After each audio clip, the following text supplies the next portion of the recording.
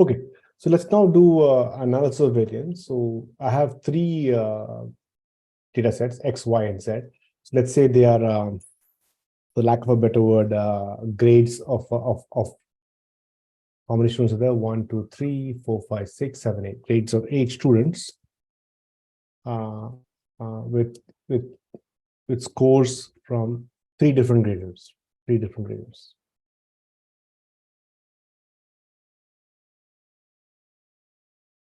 So the three different graders are given the same 8 answer scripts, and they also give scores. So the first guy gives scores like 4, 3, 4. Second guy gives 4, 4, 5, and third 3, 4, 2, and so on. That's what the grades are. Now what I want to do is this. So I have to sort of ensure that there's some consistency across grades in some sense, and I have to sort of try to check if all the graders are the same or all the graders are not the same. So if everyone's grading the same way and the same fair manner or not. So let's try and see what happens to this. Let's just make a data frame first. So this, let's say scores equal to data.frame XYZ. Let's say scores equal to data.frame of XYZ. Let's make a data frame. Okay. We'll do this, and then let's just go here, and that's the scores. So this is X, Y, Z, and this is scores. That's scores. Very good. So once I do this, let's just do a box plot and see how it looks like. Let's do a box plot. Let's do a box plot to see if they're the same or they're broadly the same data set or not. Let's do that. Same mean or not. All. We'll do box plots. Now you see that the box plot looks like, okay, maybe X and Z look similar, but in terms of the black line, the median line, but the outliers are a little bit, the IQ are a little bit larger in Z. And of course, Y looks very different. So the numbers look different. It definitely means that grader X, grader Y is definitely different from X and Z. This is clear. This seems like it from the box plot.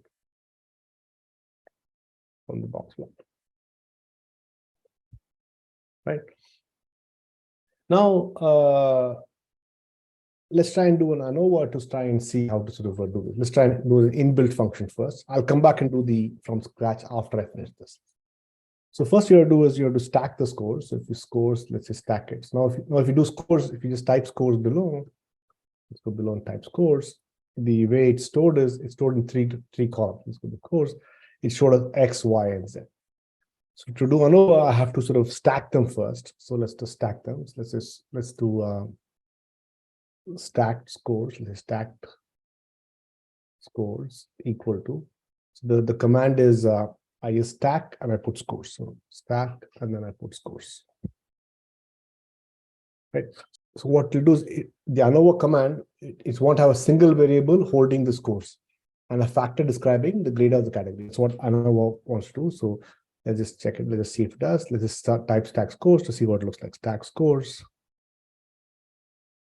will look like this. Will look like everybody in X's thing. So what we'll do is we'll just write down. So it wants to have a data set with a single variable holding the scores and a factor describing the grader category. Okay. So what this command does is a single variable will hold all the scores. Will hold the scores.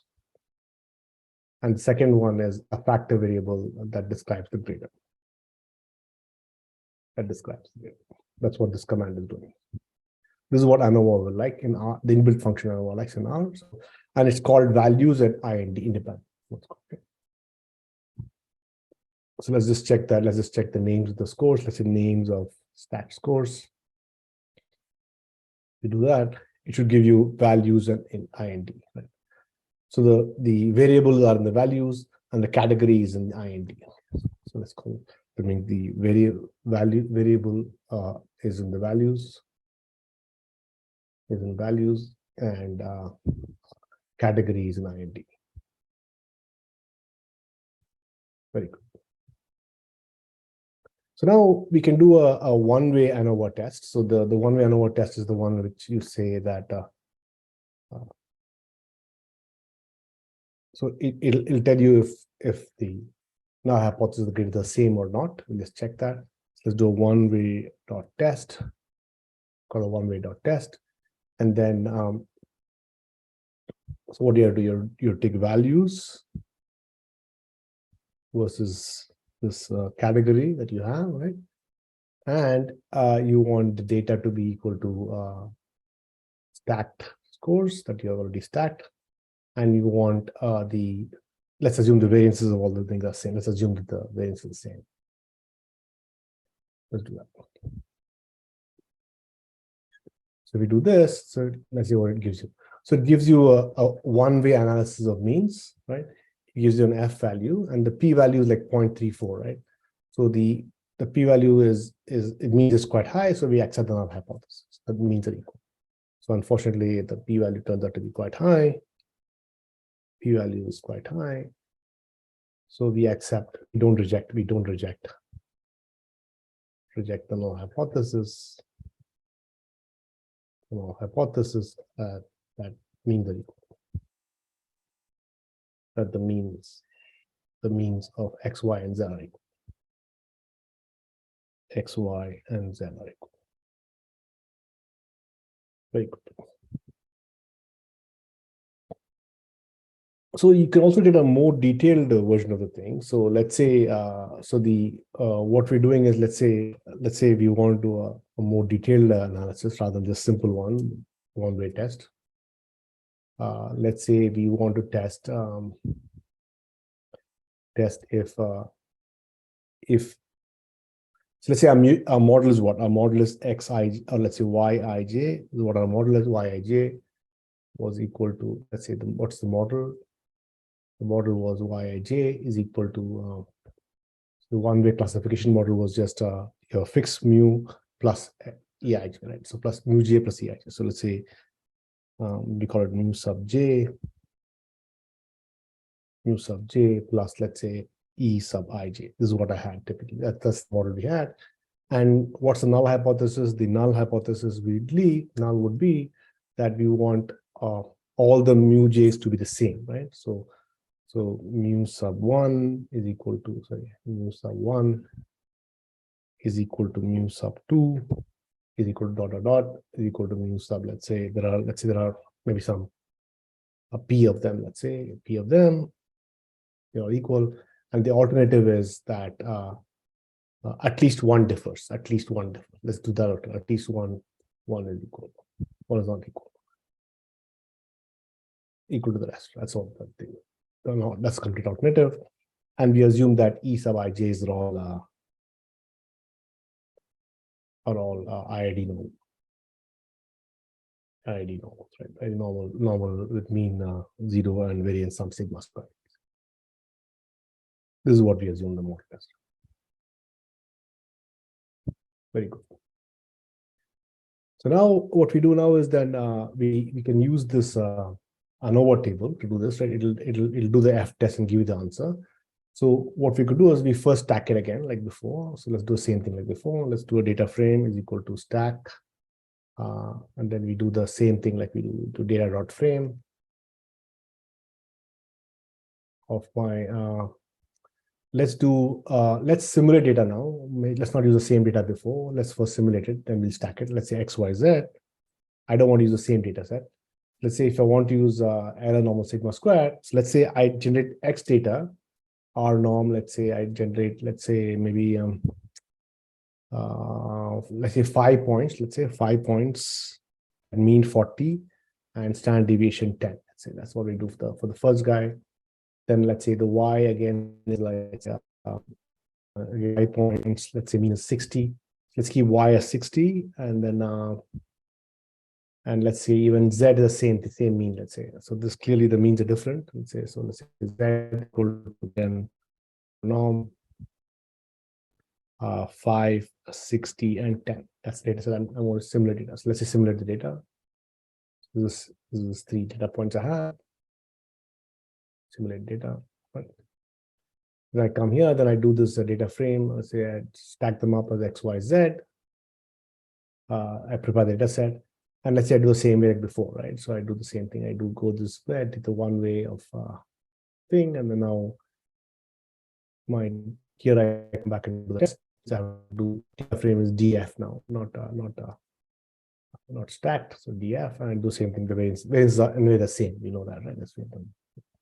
So let's go run this thing. Let's go here. Let's compile this. X is this, Y is this, Z is this, df is this. So let's do a one-way data set. So what happens? Test we do. So again, we get f is some 6 point something, d of freedom is 2, the other one is 12 because we have 5 times 3 is 12, and then p-value is 0.01. That means it's very, very small. So so that means the means are not equal. That means we reject null. So p-value is small. So here it comes out correctly. P-value is small. So we reject the null hypothesis, which is correct. Which is null hypothesis was that all means are equal, right? Null hypothesis. And here we create data set different means to test the functionality in R. So here we had created, we had simulated a data set with different means. With different means. So you can do a simple exercise. You can generate data set, same means, and check if the p-value doesn't turn out to be so small. Very good. So now the other thing is that, remember in class I had done the previous week, I had done this analysis of variance table, right? It doesn't give you much. So if you want all the details of the analysis of variance table, of ANOVA table, you can do that in R. The command is again called ANOVA, and then you do a linear regression on this. So what you do is you say ANOVA LM of values versus independent versus IND, so that's not calling the IND, and take data equal to DF. So the category, the values in the category, you just do it properly. And then if you run this code, if you run the ANOVA this, it gives you the entire analysis variance table. So you can see before, right? It gives you the response values. It first gives you the degrees of freedom. It gives you what is IND, the first row in IND, let's say, gives the between sum of squares, right? So let's say, let's call the analysis of variance table. Sorry, let's type it down top, maybe. Analysis of variance table.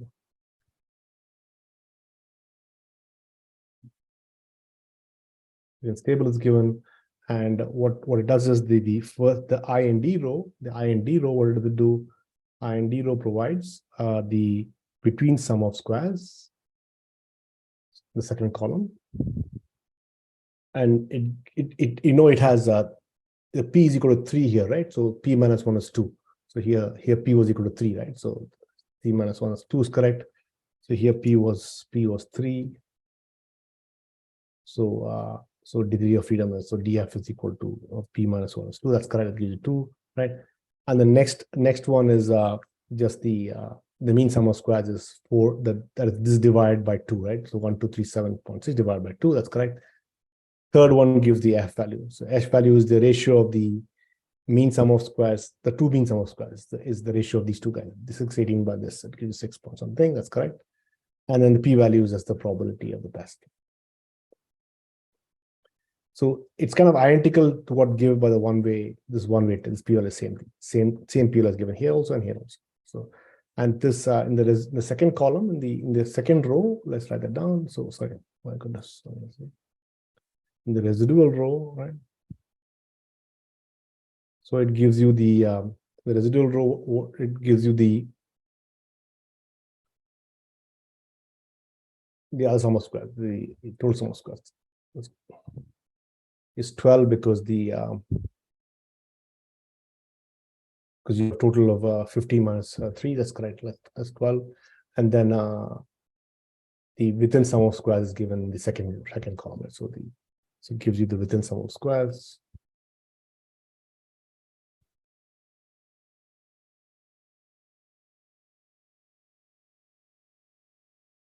Second column, and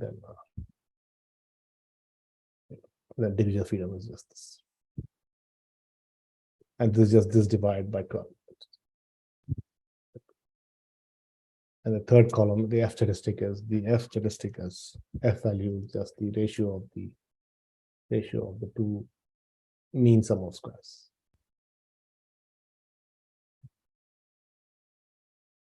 And the mean sum of squares column is just the degrees of freedom. This mean sum of squares is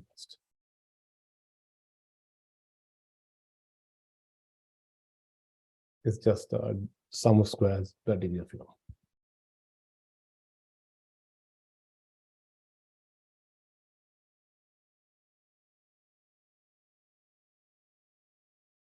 Very cool. So that's how if you want the table, you do ANOVA of this, it'll give you the table. Very nice. And of course, the test performed is same as the one-way test because it's the same. Cool.